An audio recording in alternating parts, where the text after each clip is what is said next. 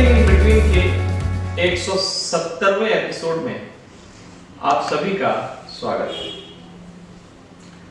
जरा अपने अपने बचपन को याद कीजिए।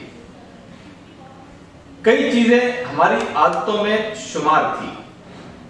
बड़ों की डांट फटकार ने इसे जीवनचर्या में शामिल कर दिया था। वही बड़े बुजुर्ग जिसे अनपढ़ पीढ़ी का नाम दिया गया है। आपके बड़े बुजुर्गों से मिली ऐसी डांट फटकार अभी तक याद होगी। मसलन नल धीरे खोलने की हिदायत। तेजी से खोलने पर घर के बड़े बुजुर्ग डांटते थे, कहते थे ऐसा करने पर नाली बदला देगी। इसी प्रकार अन्न को नाली पर बहाने या अन्न बर्बाद करने पर फटकार सुनने को मिलती थी। यही बड़े बुजुर्ग कहते थे ऐसा करोगे तो नाली का कीड़ा बनोगे। सुबह सुबह नहाकर पेड़ पौधों में पूजा के बहाने पानी डालने की आदत हमें इसी अनपढ़ पीढ़ी से मिली। आमतौर पर ऐसी डांट फटकार हर घरों में आम थी। गर्मियों में पानी की मुंडेर पर पानी रखने की हिदायत, हरी सब्जी के छिलके को गाय या अन्य जानवरों के लिए अलग रखने की हिदायत, घर के कांच के बर्तन टूटने पर उसे कूड़े से अलग रखने के निर्देश। बड़े बुजुर्ग कहते थे कि ऐसा नहीं करोगे तो कूड़े में भोजन ढूंढने वाले जानवर घायल हो जाएंगे। हर छिलके को कूड़े में नहीं डालने पर नर्क में जाने का डर दिल और दिमाग में घुसा हुआ था। मतलब डर, डांट फटकार और प्रेम, तीनों ही हथियारों से ये बड़े बुजुर्ग हमें पर्यावरण की चिंता करना सिखाते थे। अनुशासित जीवन जीने की सीख देते थे। प्राणी मात्र के लिए जिम्मेदारी की भावना विकसित करते थे। हमारे यही बड़े बुजुर्ग थे जिनके कारण एक सामाजिक दबाव था। तब परिवार की बेटी की धारणा नहीं होती थी, गांव की बेटी की धारणा थी। यह पीढ़ी इतनी पढ़ी लिखी नहीं थी मगर पर्यावरण की चिंता करती थी। अपनी अगली पीढ़ी को पर्यावरण के प्रति जिम्मेदार बनाती थी, समाज के प्रति जिम्मेदार बनाती थी। क्योंकि यह वह पीढ़ी थी जिन्होंने शास्त्रों की श्रुति आधारित परंपरा को अपने जीवन में समेट लिया था। ऐसी पीढ़ी जो सबके लिए चिंता करती थी। लेकिन अब वर्तमान में क्या हो रहा है और इसके लिए जिम्मेदार कौन है?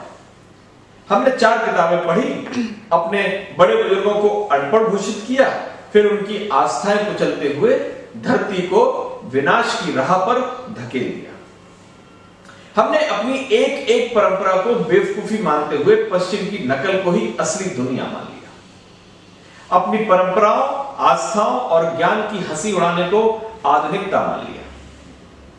जरा सोचिए, देश में ब्रिटिश और मुगलों के आने के पहले हमारे समाज के हर मामले में एक नियम था, एक नीति थी।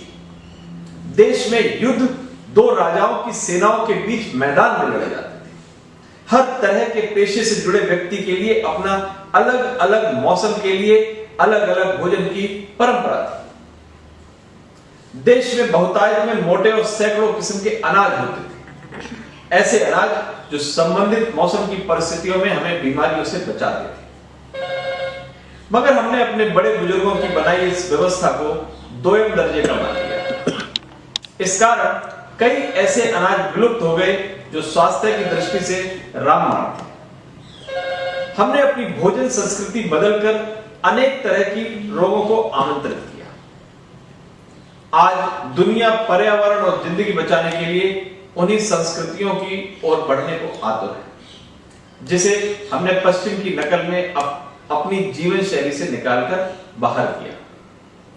हमने ये जानते हुए भी ऐसा किया कि पश्चिम का विकास मॉडल भौतिकतावादी और क्षणिक है। उसके विकास के मॉडल में पर्यावरण और मानव जीवन के लिए कोई जगह नहीं है। यहां हमने पर्यावरण बचाने के लिए अलग अलग पेड़ों को भगवान मानकर उसकी रक्षा की।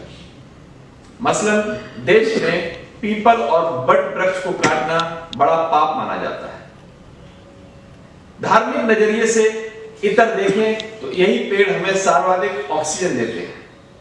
धरती को बचाने के लिए ही हमारे बड़े बुजुर्गों ने इसे भगवान का रूप दिया है। दूसरी ओर पश्चिम का विकास मॉडल दुनिया को 16% ऑक्सीजन देने वाले अमेज़न के जंगल को खत्म करने से नहीं सकता। हमारे बड़े बुजुर्गों ने अन्न को बर्बाद होने से बचाने के लिए कई तरह की उपमाएं गढ़ी। अन्न को देवता माना, वह इसलिए कि भय से कोई अन्न को बर्बाद ना करे। पानी को भी देवता, पर्यावरण के हित में इसकी रक्षा के लिए ही माना गया। मामूली सा टूथपेस्ट का ही उदाहरण लीजिए। मल्टीनेशनल्स कंपनियों की बाढ़ में हमने अलग अलग पेड़ों के दातुन से तौबा कर ली। मंजन को दोयम दर्जे की बात मानकर उसे तिलांजलि दे दी। इसके बदले मल्टीनेशनल्स के रसायनों से बने टूथपेस्ट को अमृत मान लिया। इन्हीं मल्टीनेशनल से हमें बताया कि टूथपेस्ट में जड़ी बूटी डालना बेवकूफी और अज्ञानता से अधिक कुछ भी नहीं। हमने इसे मान लिया, मगर जब पतंजलि ने इसे चुनौती दी, जड़ी बूटी युक्त टूथपेस्ट बाजार में उतारकर इन मल्टीनेशनल्स के व्यापार के लिए खतरा बना, तब पूरी स्थिति बदल गई। अब सभी मल्टीनेशनल्स अपने टूथपेस्ट में लौंग सहित अन्य जड़ी बूटियों के होने का दावा करते हैं। जब तक पतंजलि ने मोर्चा नहीं खोला, तब तक हम अपनी परंपराओं को दोयम दर्जे का मानते रहे। इसी पश्चिम की नकल में हमने अपनी खेती किसानी बर्बाद करी। हरित क्रांति के नाम पर रासायनिक खादों और कीटनाशकों का इस हद तक प्रयोग किया कि हमारे भूजल जहरीले हो गए। पंजाब, राजस्थान और पश्चिम उत्तर प्रदेश का एक बड़ा इलाका कैंसर का हब बन गया। अब पूरी दुनिया जैविक खेती की बात करती है, जिसे हमने पश्चिम की नकल में दोयम दर्जे का मान लिया था।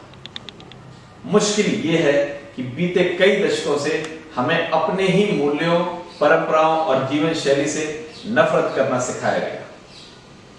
हमने बिना सोचे विचारे इस साजिश को अपने लिए बड़ा अवसर मान लिया। मूल्यों, पर्यावरण, संस्कृति से प्रेम सिखाने वाली अपनी पुरानी पीढ़ी को अनपढ़ और गंवार घोषित कर दिया। हमने अपनी भाषा और जीवन शैली से नफरत करना सीखा। बड़े बुजुर्गों के तय आदर्शों का मखौल बनाया। आस्थाओं को कुचलने को आधुनिकता का नाम दे दिया। जाहिर तौर पर समय के अनुरूप बदलाव हर समाज के लिए जरूरी होता है। वह इसलिए कि बहता पानी हमेशा स्वच्छ रहता है, जबकि ठहरा पानी सड़ जाता है। मगर सवाल है कि क्या बदलाव के नाम पर हम अपनी सारी परंपराओं को ही दोयम दर्जे का मान लेंगे, या फिर उन परंपराओं की समीक्षा कर उसे जीवित रखने के साथ आगे बढ़ाने का भी काम करेंगे? क्योंकि सारी परंपराएं बेकार नहीं होती।